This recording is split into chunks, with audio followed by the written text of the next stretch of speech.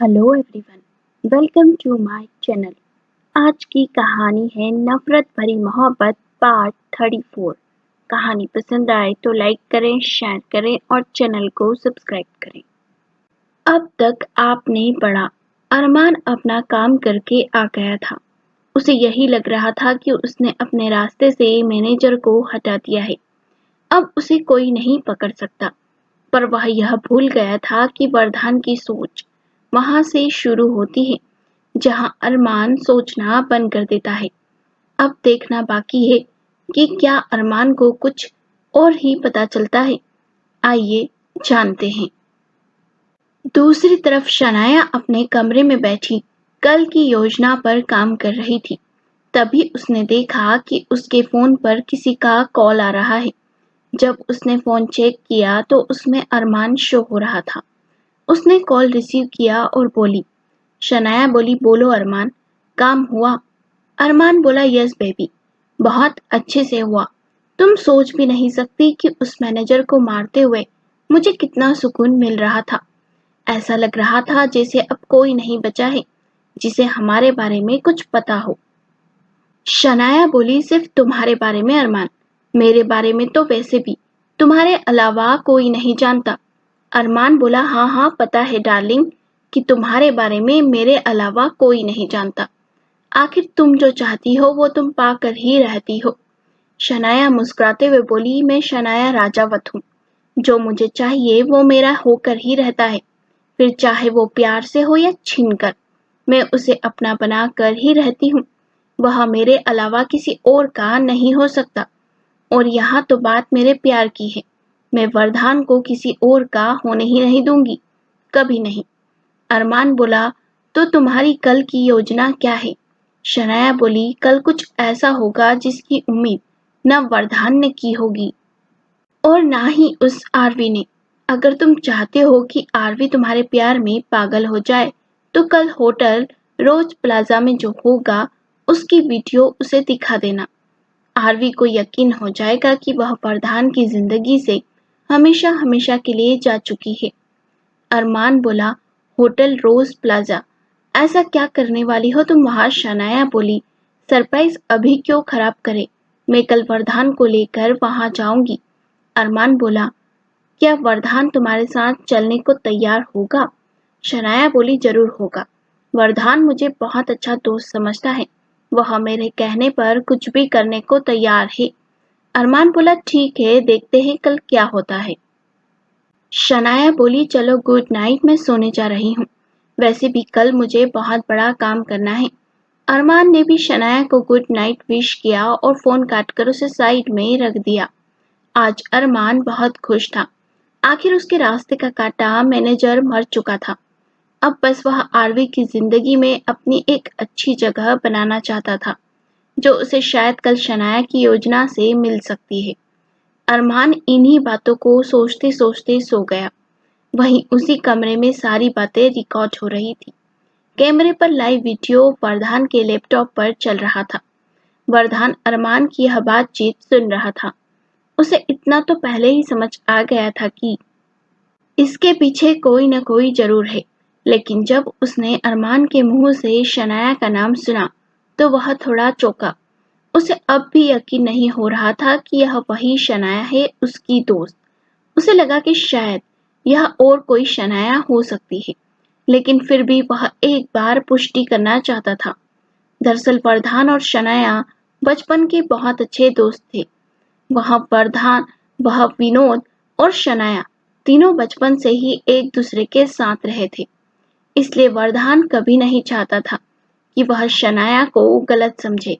उसे बहुत बुरा लगता अगर इन सब के पीछे वाकई शनाया होती।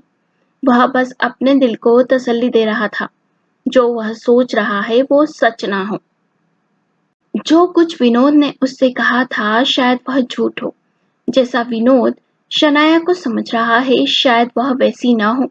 लेकिन जब अरमान ने खुद शनाया का नाम लिया तो वरदान को बहुत बुरा लगा। अब बस वह यही चाहता था कि अगर कल शनाया उसे होटल रोज प्लाजा में चलने को कहे तो उसे यकीन हो जाएगा कि इन सब के पीछे सच में शनाया का हाथ है।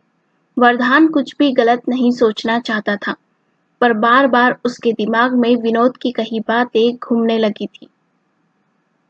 वरदान यही सोच रहा था कि क्या विनोद ने जो कहा वह सच है। फिर उसने यह विचार अपने दिमाग से झटक दिया और आरवी के वहां पहुंचने पर ध्यान केंद्रित किया। आरवी यूएस आ चुकी थी, पर वह अभी भी वरदान से मिलना नहीं चाहती थी, लेकिन साक्षी बड़ी मुश्किल से उसे मना कर लाई थी। विनोद जब घर आया तो उसने देखा कि साक्षी बैठी उसी का इंतजार कर रही थी। विनोद साक्षी के पास आया और बोला, आरवी कहाँ है? साक्षी बोली, रूम में है, आती होगी थोड़ी देर में। थोड़ी ही देर में आरवी हॉल में आ गई। सामने विनोद को देखकर आरवी बोली, आप यहाँ? विनोद बोला, हाँ मैंने ही वरदान के कहने पर आपको बुलाने के लिए साक्षी से कहा था। देखो आरवी, गुस्सा होने से पहले मेरी पूरी बात सुन लो, उसके बाद तुम जो कुछ भी कहोगी मैं अच्छे से सुनूंगा। आरवी चुप रही। विनोद बोला, आरवी, तुम्हें यहाँ बुलाने के पीछे एक ही मकसद था, तुम्हें सच से रूबरू कराना। आरवी बोली, कैसा सच? विनोद बोला, ऐसा सच जिसकी तुमने कल्पना तक ना की होगी। आरवी बोली, विनोद, साफ साफ बताओ क्या सच है? विनोद बोला, सच जानने से पहले ये देख लो, उसके बाद तुम खुद समझ जाओगी कि तुम्हें कितनी बड़ी गलतफहमियां हुई है। आरवी ने हाँ में सर हिलाया और वीडियो देखने लगी। विनोद ने आरवी की तरफ देखते हुए उसे समझाते हुए फोन आगे बढ़ाया, जिसमें एक वीडियो चल रही थी। जैसे ही आरवी ने वह वीडियो देखी, उसके चेहरे के भाव बदलने लगे। वीडियो देखकर आरवी बोली, नहीं, ये नहीं हो सकता। विनोद बोला, ये बिल्कुल सच है आरवी, तुम जो देख रही हो उसमें कुछ भी झूठ नहीं है। आरवी बोली, यह झूठ है विनोद, अरमान ऐसा नहीं कर सकता, वह किसी की जान नहीं, ऐसा नहीं कर सकता वो, मैं उसे जानती हूँ इतने सालों से, मुझे पता है वह थोड़ा गुस्सैल है, लेकिन वह किसी की जान लेगा? वह ऐसा इंसान नहीं है। विनोद थोड़ा भाव शून्य होते हुए बोला। विनोद बोला, ये तुम्हारी अच्छाई है आरवी, तुम्हें हर बुरा इंसान भी उसकी एक अच्छी आदत के कारण अच्छा लगता है, लेकिन सच तो यह है कि इस वीडियो में जो दिख रहा है वह अरमान ही है। अरमान ने अपने मैनेजर का खून किया। जानना चाहती हो उसने ऐसा क्यों किया? आरवी बोली, हाँ, क्यों मारा है उसने अपने मैनेजर को? विनोद बोला, ताकि तुम और वरदान कभी एक ना हो पाओ। जैसे ही आरवी ने यह सुना तो उसके पैरों तले जमीन खिसक गई। वह हैरानी से आंखें बड़ी करते हुए विनोद की ओर देखने लगी।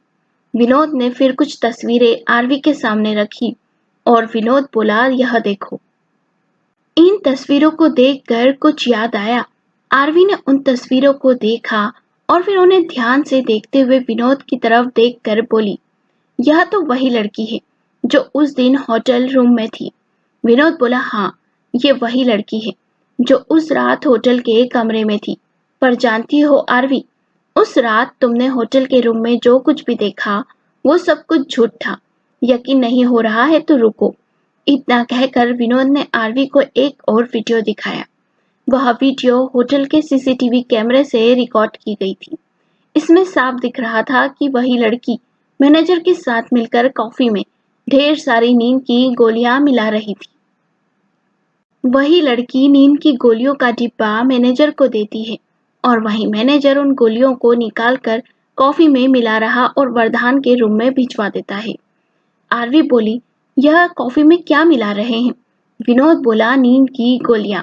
इसलिए जब तुम उस रात कमरे में गई थी तो वरदान ने कोई प्रतिक्रिया नहीं दी, क्योंकि उसे तो पता ही नहीं था कि उसके साथ क्या हो रहा है। आरवी यह सुनते ही गहरे सदमे में चली गई। उसे यकीन नहीं हो रहा था कि उसके खिलाफ इतना बड़ा गेम प्लान बनाया जा सकता है, और वह भी सिर्फ इसलिए ताकि वरदान और वो हमेशा के लिए एक दूसरे से अलग हो जाए। तभी आरवी बोली, पर ऐसा करेगा कौन और क्यों? विनोद बोला, यह सब अरमान ने किया था, तुम्हें पाने के लिए। वह तुम्हें और वरदान को एक साथ नहीं देख सकता था, इसलिए उसने ये गंदा खेल खेला। इस लड़की के साथ मिलकर उसने उस रात होटल में जो कुछ भी हुआ उसका पूरा नाटक रचा। मैनेजर और होटल की रिसेप्शनिस्ट भी इसमें शामिल थे। अरमान ने मैनेजर को इसलिए मारा ताकि वह वरदान के सामने सच्चाई न बोल पाए। तुम जानती नहीं हो आरवी, अरमान इन सब के पीछे का मास्टरमाइंड है। वह कभी नहीं चाहता था कि तुम और वरदान एक दूसरे के करीब रहो और साथ रहो। अरमान तुमसे प्यार करता था और इसी वजह से उसने यह खेल रचा। अब मैनेजर उसके रास्ते का कांटा बन गया था, क्योंकि उसे डर था कि अगर मैनेजर जिंदा रहा तो वह वरदान को सब बता देगा। रिसेप्शनिस्ट और होटल के बाकी स्टाफ को तो अरमान ने धमका कर पैसे देकर चुप करवा दिया, लेकिन मैनेजर को वह काबू नहीं कर पाया, इसलिए उसका मरना जरूरी था। अगर वह जिंदा रहता तो अरमान का पूरा प्लान फेल हो जाता। आरवी यह सब सुनकर जैसे सुध-बुध खो बैठी थी। उसे यकीन नहीं हो रहा था कि जिस इंसान को वह अब तक अपना अच्छा दोस्त समझती आई थी, वह किसी की जान ले सकता है। आरवी बोली, मैं तो अरमान को इतना अच्छा समझती थी। मुझे लगता था वो मेरा बहुत अच्छा दोस्त है, लेकिन यह तो उसका एक बिल्कुल ही अलग रूप निकल कर आ रहा है। विनोद बोला, हर इंसान के दो रूप होते हैं आरवी, एक अच्छा एक बुरा। कई बार इंसान सबको अपना अच्छा रूप दिखाता है और अपने अंदर की बुराई को छिपा लेता है, लेकिन उसका असली चेहरा तभी सामने आता है जब हालात बिगड़ते हैं। अरमान के अंदर इतनी बुराई थी कि वह किसी और का अच्छा सोच ही नहीं सकता। आरवी बोली, इसलिए वह मेरे पास आया था, इसलिए उसने मेरे घर रिश्ता भिजवाया। विनोद बोला, क्या कहा तुमने, रिश्ता? आरवी बोली, हाँ, अरमान ने मेरे घर रिश्ता भिजवाया है। हालांकि मैंने उसे साफ इनकार कर दिया था, लेकिन उसकी हरकतों को देखकर अब मुझे नहीं लगता कि वह इतनी आसानी से मान जाएगा। विनोद बोला, यही तो बात है आरवी, तुम्हें लग रहा है कि सारा खेल सिर्फ अरमान का है, लेकिन इसमें वह अकेला मास्टरमाइंड नहीं है, बल्कि उसके साथ कोई और भी है। आखिर कौन है वो मास्टरमाइंड? साक्षी और आरवी दोनों ही जानने के लिए उत्सुक हो चुके हैं। अब देखना ये है कि क्या बताता है विनोद आरवी और साक्षी को। आखिर कौन है वो मास्टरमाइंड, जानना दिलचस्प होगा। अगर आप लोग जानते हैं तो कमेंट सेक्शन में कमेंट कीजिए उसके नाम को। आपको कहानी का ये भाग कैसा लगा, कमेंट सेक्शन में कमेंट करके जरूर बताइए। पसंद आई हो तो लाइक करें, शेयर करें और चैनल को सब्सक्राइब करें।